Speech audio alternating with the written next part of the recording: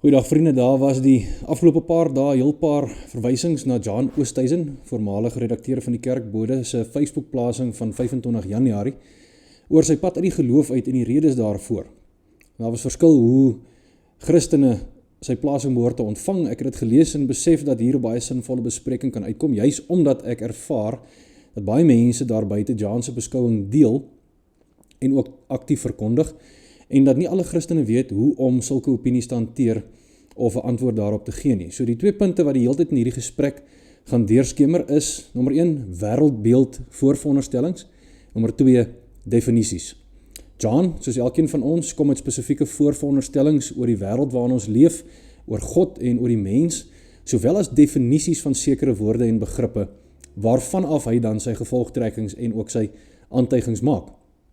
So die eerste stap in die hantering of beantwoording van 'n persoon se opinie in hierdie verband is om seker te maak dat ek verstaan waar hy of sy vandaan kom, wat betref hulle voorveronderstellings en hulle definisies. Met ander woorde, om die hele tyd te vra, wat bedoel jy daarmee, of hoe het jy tot daardie gevolgtrekking gekom? 'n Baie goeie hulpbron vir spesifiek hoe om hierdie tipe gesprekke te benader is Greg Koukl se boek Tactics. Gaan kyk gerus bietjie daar. Nou in die huidige gesprek in die kerk voel dit gereeld of mens verby mekaar praat. En die groot rede daarvoor is dat ons dieselfde woorde gebruik, maar verskillende woordeboeke. Ons sukkel gereeld om te verstaan wat bedoel word met wat gesê word, omdat die meer verligte groepering binne in die kerk redelik onopgemerk nuwe definisies aan ou woorde gegee het. Nuwe definisies wat meer belyn is met politieke agendas as 'n Bybelse een, en nuwe definisies wat meer belyn is met 'n liberaal progressiewe wêreldbeeld as 'n Bybelse een. En die uitdaging vir elkeen van ons wat 'n gevolgtrekking of aantuiging wil maak oor die Christelike geloof en alles wat dit inhou, ook wat die praktyk betref, is dat ons seker sal maak dat ons 'n Bybelse wêreldbeeld en Bybelse definisies voor oë het, wanneer ons dan nou die gevolgtrekkings of aantuigings wil maak, en nie 'n strooipop voorstelling, 'n karikatuur wat ons maklik kan aanval of afskiet, of 'n valse voorstelling weens swak historiese, teologiese of eksegetiese bewussyn nie. So hoekom is hierdie beginsels belangrik? Want ek glo dat wanneer ons met die uiteindelike, die ultimate dinge van hierdie lewe te doen kry, wanneer ons dit ondersoek, wanneer ons dit verkondig of selfs wanneer ons dit kritiseer, wil ons dit met erns en in alle opregtheid doen. Dis hierdie tipe dinge waarmee jy ligtelik omgaan nie, dis ook hierdie tipe dinge waarmee jy valslik of spottend omgaan nie. Nou ek glo John se plasing, waardeur ons nou stelselmatig gaan werk, is wel sy opregte antwoord op sy ondersoek in die uiteindelike dinge van ons werklikheid, en daarom sal ek dit ook met die nodige respek en erns hanteer.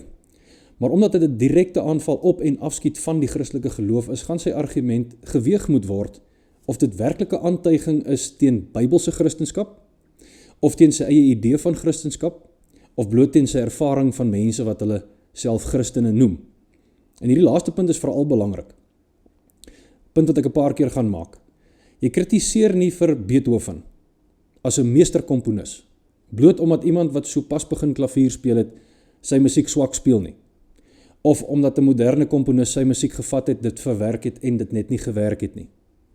Net so handel jy nie met Christendom op grond van die swak of onvoldoende voorbeeld wat jy in Christene of sogenaamde Christene of kerkmense se lewens sien nie. Jy gaan terug na die bron toe. Jy gaan terug na die oorspronklike outeur toe. So kom ons kyk na John se inleidende stelling op sy plasing.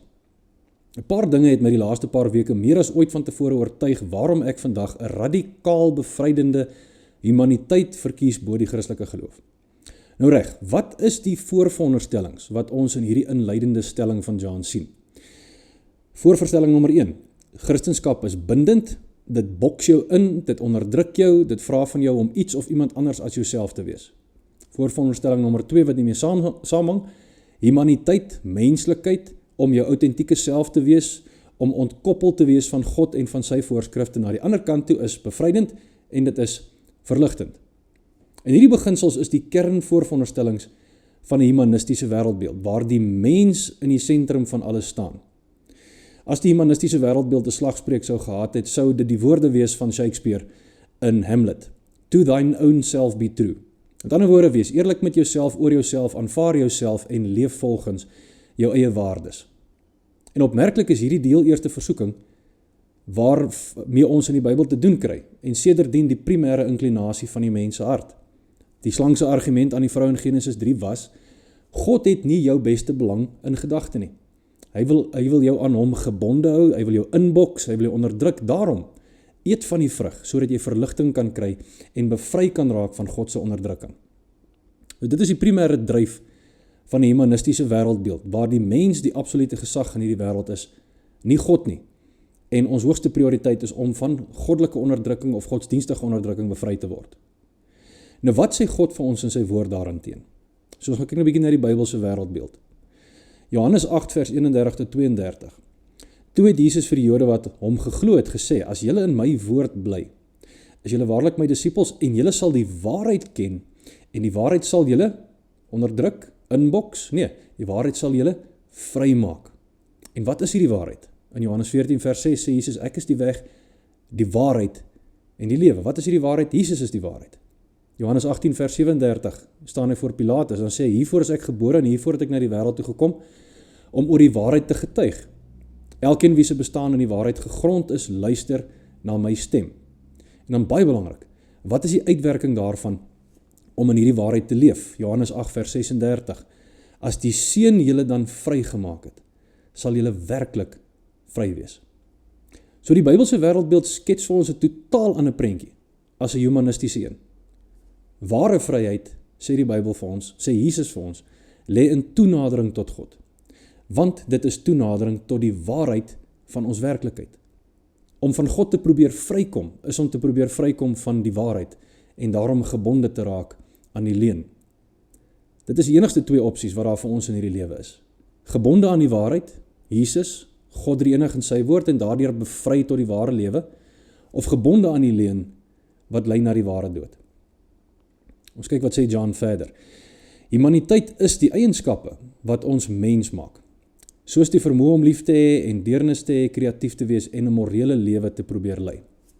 Nou baie interessant, in sy boek Stealing from God, Why Atheists Need God to Make Their Case, voer die apologeet Frank Turek aan dat ateïste en post-theïste, met ander woorde mense wat nie meer in God glo nie, of nie in God glo nie, nog nooit in God geglo het nie, wanneer hulle teen die bestaan van God argumenteer, dat hulle onbewustelik konsepte en beginsels gebruik wat slegs binne 'n theïstiese wêreldbeeld, met ander woorde 'n wêreld waarin God bestaan, dat dit slegs binne in so 'n wêreld sin maak of geldig is, hierdie konsepte en beginsels.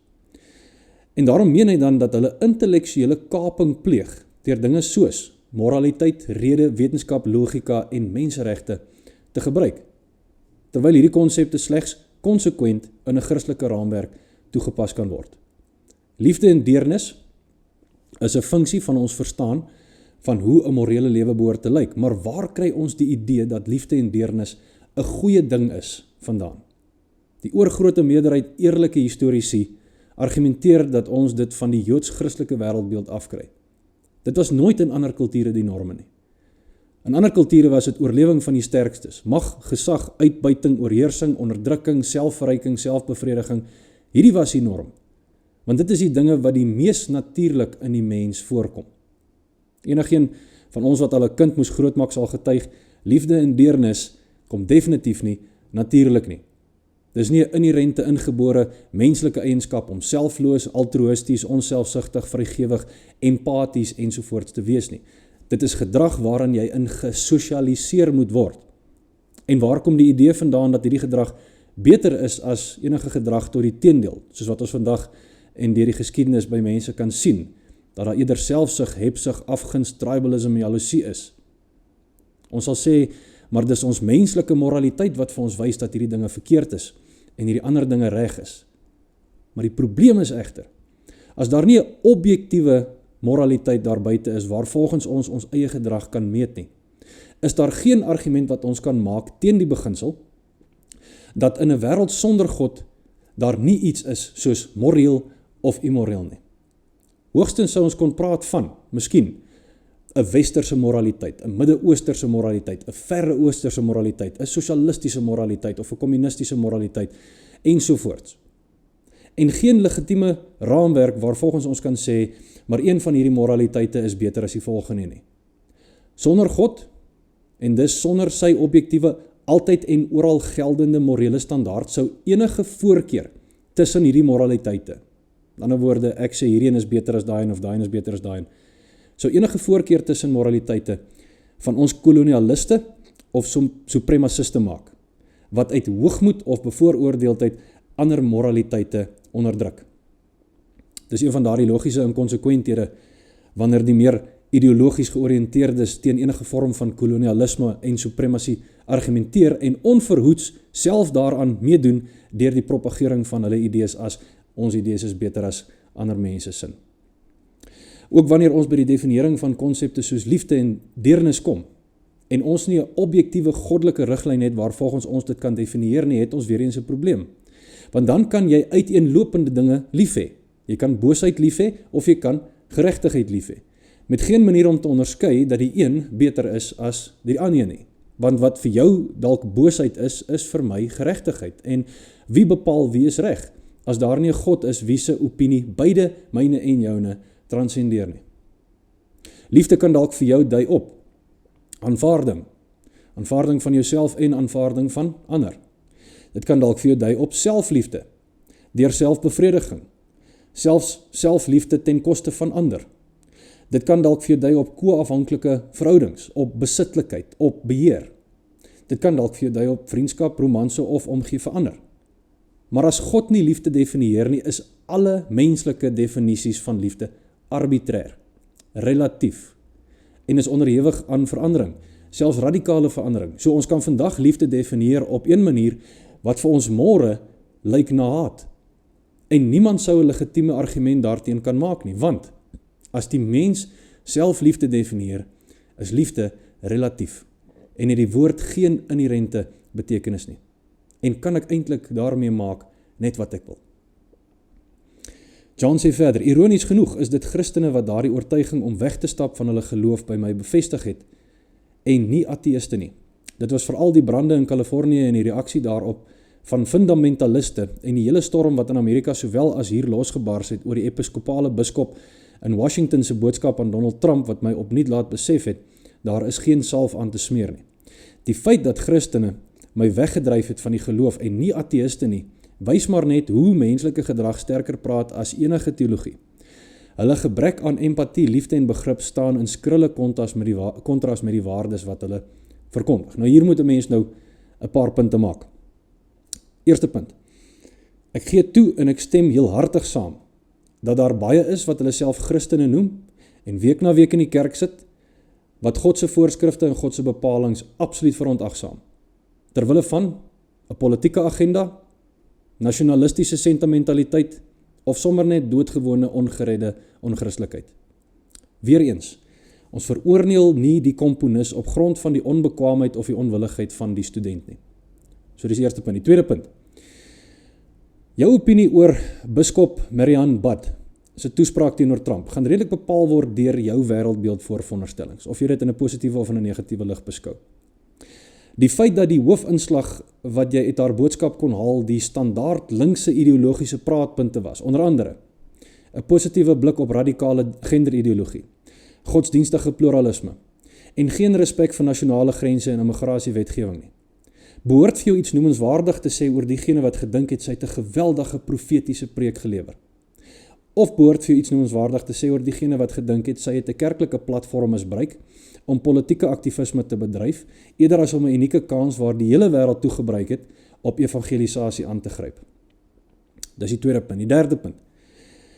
Die primêre verkondiging van Christendom is nie 'n stel mensgesentreerde waardes nie, maar die boodskap van verlossing van sonde en skuld deur geloof in die plaasvervangende kruisdood en opstanding van Jesus Christus. Dit is die primêre verkondiging van die Christendom.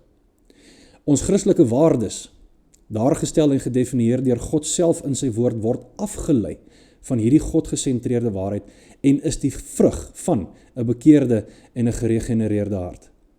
Ons verkondig nie empatie, liefde en begrip nie. Ons verkondig, volgens 1 Korintiërs 2 vers 2, Christus en hom as die gekruisigde. En dan leef ons op grond van daardie waarheid. Empatie, liefde en begrip. Maar uitsluitlik soos wat hy, Jesus, dit gemodelleer en verkondig het. Nie soos wat ons sekulêr humanistiese sensitiwiteite dit graag sou wou hê nie. Volgende stuk. Dit het my gehelp om 'n pad te vind wat my nie net vrygemaak het van godsdienstige kettinge nie, maar my ook toegelaat het om meer werklike vryheid, geluk en medemenslikheid te ervaar. Weereens, toegegee. Daar lê in baie van ons ouer garde se geheue nog 'n sterk ervaring van die staatsgodsdienst fenomeen, wat onbybelse beginsels op onbybelse maniere afgedwing het, veral rondom apartheid. En ek kan vandag myself totaal vereenselwig met die weerstand teen sulke vorme van godsdienst. Dit is juis wat daar ook nou aan die kerk aan die gebeur is. Onbybelse beginsels wat op onbybelse maniere afgedwing probeer word. Ek dink die onderskeiding wat wel aan die dag gelê moet word, is om teen die regte godsdienstige kettinge te beklei. Die misbruik van die kansel, die misbruik van die kerkorde, die misbruik van die ring, die sinode en die algemene sinode om politieke en humanistiese agendas te bedryf, beide aan die liberale en konservatiewe pool, in plaas van die verkondiging van die gekruisigde en opgestane Jesus, en die leefstyl wat pas by die een wat deur die aanhoor en aanneem van hierdie waarheid die ware lewe ontvang het. Dan sê John, Ben de Toy beskryf die stryd binne Christendom treffend as God teenoor God.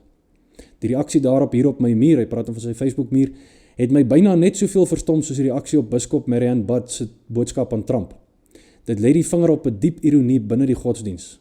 Dit bewys dat God eintlik niks anders is nie as die weerspieëling van mense se eie agendas. Verskillende groepe skep 'n beeld van God wat hul eie ideologie en agenda ondersteun. Hierdie God word dan 'n wapen in hul konflik met ander. Nou ek kan nie meer saamstem met hierdie opmerking nie. Nou bygesê, voor ek uitbrei.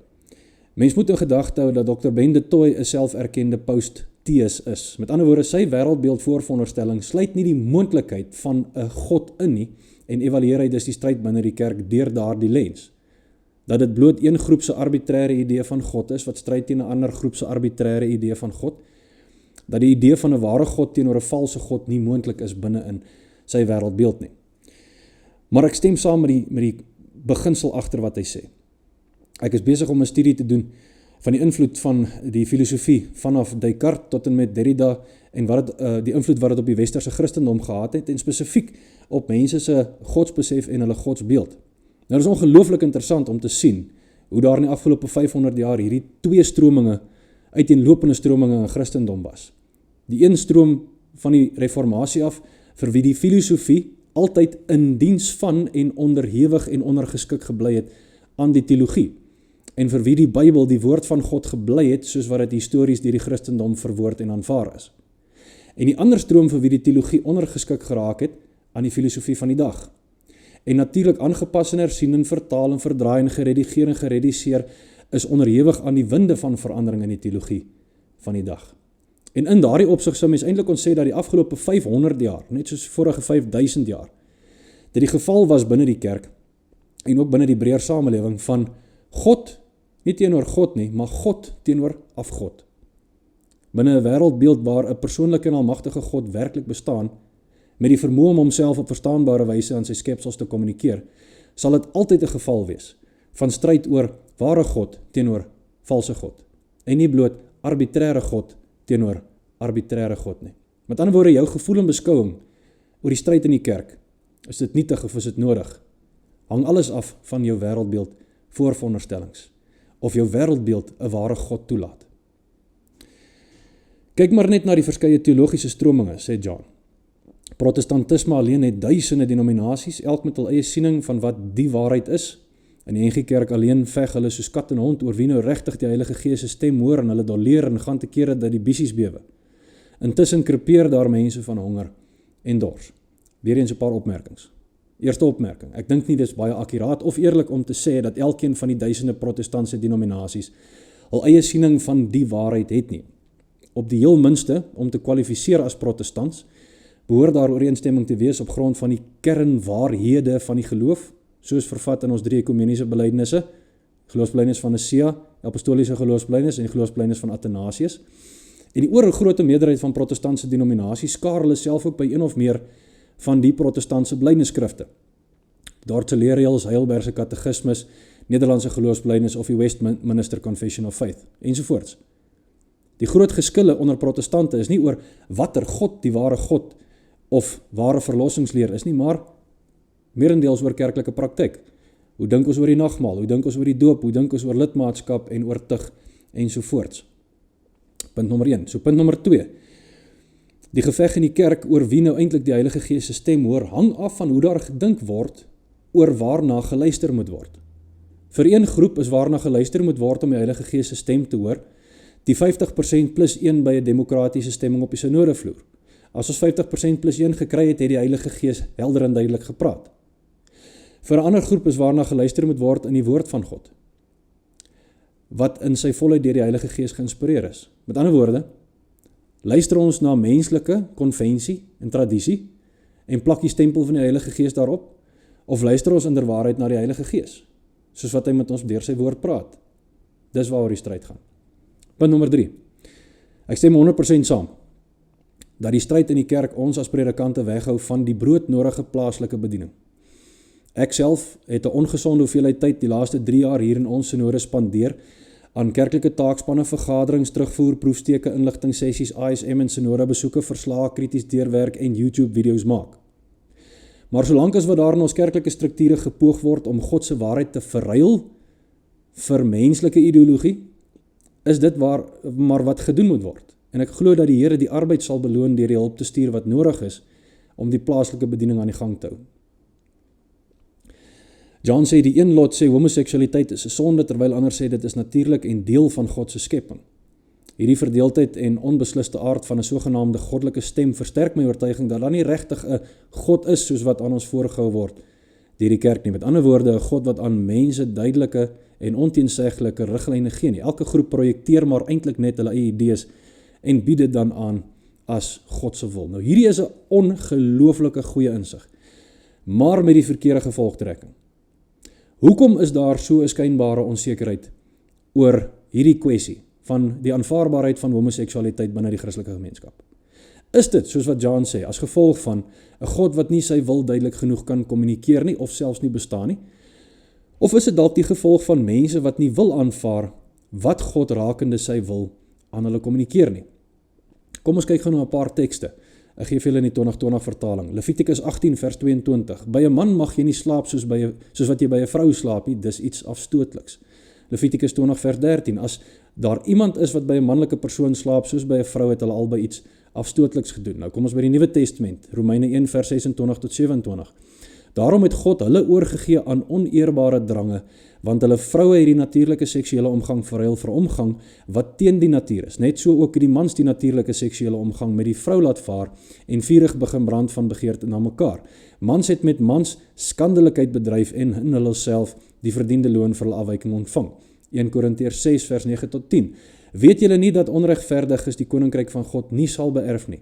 Laat julle nie mislei nie, geen hoereerders of afgodsdienaars of egbrekers of manlike prostituie of mans wat met mans intiem verkeer of diewe, geldgieriges, dronkaards, kwaadpraters of rowers sal die koninkryk van God as erfdeel ontvang nie. 1 Timoteus 1 vers 8 tot 11. Maar ons weet dat die wet goed is wanneer iemand dit op die regte manier gebruik, omdat hy besef dat die wet nie bedoel is vir die regverdige nie, maar juis vir die wetteloses en ongehoorsaames, vir die goddeloses en sondaars, vir die onheiliges en wêreldlinge, vir diegene wat hulle vaders en moeders doodmaak en mense vermoor, vir hoereerders, vir mans wat met mans intiem verkeer, vir diegene wat mense ontvoer, leuns vertel, myneed pleeg of enigiets anders doen wat volgens die evangelie van die heerlikheid van die lofwaardige God wat aan my toevertrou is, indrys teen die gesonde leer. En dan Judas vers 7. So ook dien Sodom en Gomorra en die omliggende stede, wat op 'n soortgelyke manier as daardie engele ontug gepleeg en agter vreemde liggame aangeloop het, as waarskuwende voorbeeld, omdat hulle die straf vir die ewige vuur ondergaan. En natuurlik dan ook Genesis 19 vers 1 tot 10, waarna Judas hier verwys. Nou daar is natuurlik 'n geweldige lot pogings om hierdie tekste iets anders te laat sê as wat dit wel sê. Maar selfs die eerlike ongelowiges wat ingekoop is in 'n moderne progressiewe wêreldbeeld met al sy waardes, sê, dit is wat hierdie tekste sê. Maar as moderne mense kan ons liefst dit maar ignoreer. Nou in alle eerlikheid, wanneer ek hierdie tekste lees, en tekste wat handel oor die aard en die funksie van die huwelik, Matteus 19, 1 Korintiërs 7, tekste wat handel oor die verhouding tussen man en vrou, Genesis 1 en 2, en hoe dit alles 'n element van eskatologiese heenwysing bevat na die nuwe hemel en ons verhouding met Christus, Efesiërs 5, kan ek nie sien hoe daar in die kerk enige onsekerheid kan wees rondom God se wil in hierdie kwessie nie. Al wat ek kan dink, is dat die mens bloot nie wil aanvaar wat God rakende sy wil vir menslike seksualiteit openbaar het nie. Nie dat die stryd 'n aanduiding is van God se afwesigheid of sy onvermoë om homself verstaanbaar aan ons te kommunikeer nie. John sê die stilte van God te midde van hierdie chaos is een van die mees ontstellende aspekte van geloof in God. As daar regtig een ware God is, waarom sou hy nie duidelik en onbetwisbaar openbaar watter godsdiens of interpretasie die regte een is nie? Hierdie vraag is nog nooit bevredigend deur enige geloof beantwoord nie. Nou, sover ek kan onthou, het hy dit so ongeveer 2000 jaar terug gedoen. En wat het ons gedoen? Ons het hom gevang, gemartel, verneder en aan 'n kruis vasgespijker. Net nadat hy duidelik en onbetwisbaar openbaar het, ek is die weg, die waarheid en die lewe, niemand kom na die Vader, behalwe deur my nie. En nog 'n klomp ander ek is stellings en goed kwyt geraak het oor sy identiteit as die seun van God en die Messias. Wanneer ek dit nie kan aanvaar dat die een ware God en Jesus homself duidelik en onbetwisbaar openbaar het nie, is die probleem dalk nie God se metodiek nie, maar my eie rebelsheid, wat in lyn met die Jode van Jesus se dag aanhou vra het vir 'n teken, terwyl hulle verwagte Messias reg voor hulle gestaan het. Hulle wou hom, soos ons ook vandag, op hulle eie terme gehad het, en nie op sy terme nie. As 'n almagtige God werklik bestaan, waarom sou hy afhanklik wees van feilbare mense om sy boodskap oor te dra, en boonop op sulke teenstrydige manier, en veral op sulke afstootlike maniere, soos hier op my eie muur, ons 'n Facebook muur, en ook elders. Nou mens kan onomwonde sê, God is nie afhanklik van feilbare mense nie. God kies om feilbare mense gewillig en bekwaam te maak deur die krag van sy Heilige Gees om sy boodskap oor te dra. En hulle het dit met vreugde gedoen, selfs ten koste van hulle eie lewens, gemartel en doodgemaak deur mense wat hulle getuienis nie wou glo nie. Boonop, as 'n almagtige God werklik bestaan, wat laat my dink, ek kan hom kritiseer en vir hom voorskryf vanuit my beperkte en nietige verstaan. Hierdie swygende God en gebrek aan duidelike leiding versterk die twyfel oor God se bestaan verder. Hoekom sou 'n liefdevolle en almagtige wese toelaat dat mense oor sulke belangrike sake verward bly? Want nie almal wat ore het wil hoor nie en nie almal wat oë het wil sien nie. God gee aan ons sy woord, juis sodat ons nie verward hoef te wees nie, maar ons weier om dit so te aanvaar. Weereens, want ek wil hê God moet op my terme handel, ek wil nie op sy terme handel nie. Die feit dat gelowiges nie eens onder mekaar kan saamstem oor wat hulle God wil hê nie, werp ernstige twyfel oor die bestaan van so 'n God. En wanneer hierdie verdeeldheid dan gekombineer word met 'n God wat swyg, raak die raaisel net nog groter. Nou die eenvoudige antwoord hierop is nie dat 'n klomp goedgelowiges in die eerste plek nie saamstem oor wat God wil hê nie, maar dat ons groepe het wat met onversoenbare wêreldbeeld voorveronderstellings na die Bybel kom. Konflik en verwardheid in die kerk vind gewoonlik plaas wanneer 'n ander wêreldbeeld as die Bybelse wêreldbeeld vir die kerk wil voorsê. Ons sien dit baie duidelik, veral in die laaste 500 jaar van die kerk se geskiedenis. Ons sien dit deur die Renaissance humanisme, die wetenskaplike determinisme waarna gekom het, saam met die rasionalisme, net daarna die Kantiaanse kritiese filosofie, saam met die romantiese subjektivisme.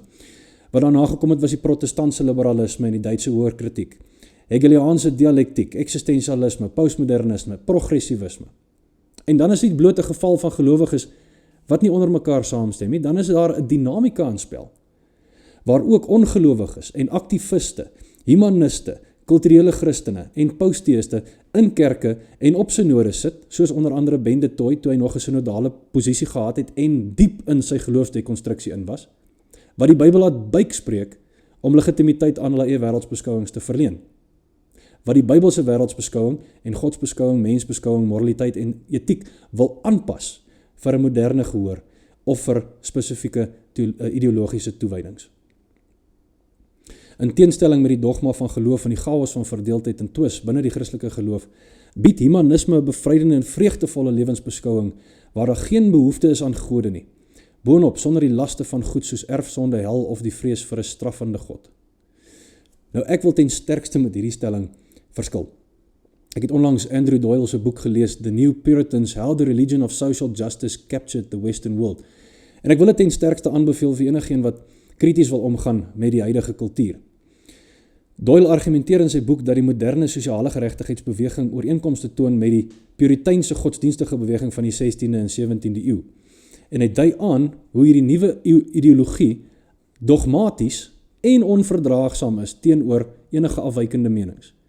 En dit funksioneer soos 'n sekulêre godsdiens, met sy eie morele kodes, klopjagte en strafmaatreëls. Dat die woke kultuur as 'n nuwe godsdiens beskou kan word.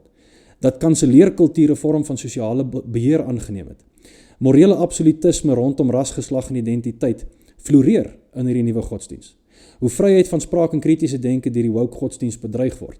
En die duidelike parallelle in vergelyking met die historiese Puriteine, wat 'n streng morele kode op hulle gemeenskappe afgedwing het en enige kettery swaar gestraf het. Mense hoef net te kyk hoe die hele LGBTQIA+ gemeenskap besig is om homself te kannibaliseer weens botsende beginsels en waardes. En die stryd veral tussen die LG's en die B's teenoor die T's en die Q's. So om John se aantuiging op sy kop te draai, vind ons hier ook maar die dogma van geloof in die chaos van verdeeldheid en twis par excellence. En die behoefte aan 'n God sal altyd wees. Die humanis het bloot homself tot God geslaan. Ek het ontdek dat humanisme, wetenskap en die rede 'n baie meer samehangende en bevrydende pad bied, een waarin ek nie vasgevang is in die chaotiese konflikte van godsdiens nie. Hierdie pad is iets wat ek met trots kan loop, want dit laat my toe om te dink, te ontdek en met opregtheid, eerlikheid en vryheid te leef. Dit is 'n pad waar ek veel meer liefde en deernis sien as in die kerk. Nou, ons kan hier weer eens net verwys na stealing from God.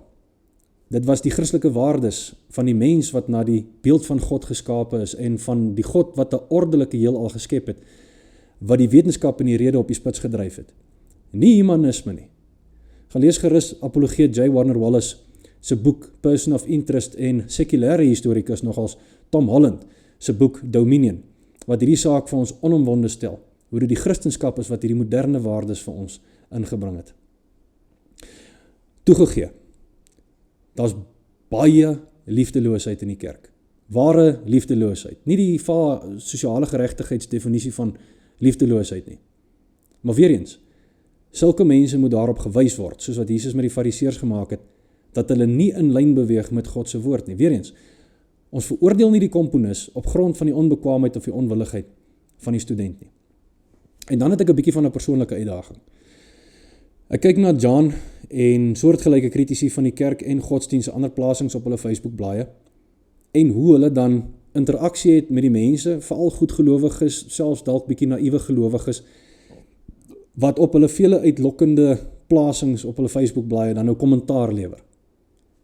En ek sien baie min van die liefde en die deernis wat hier in John se stuk gepropageer word teenoor die mense wat anders as hulle glo en oortuig is, wanneer hulle reageer op daardie mense se kommentaar op hulle posts. Wat ek sien is skertsende spottery en uitlag, dit is die gemiddelde reaksie. En my uitdaging is, miskien moet 'n mens begin gee waarvoor jy vra. Miskien lê daar tog iets in Jesus se woorde, toe hy gesê het, doen aan ander soos wat jy wil hê, hulle aan jou moet doen.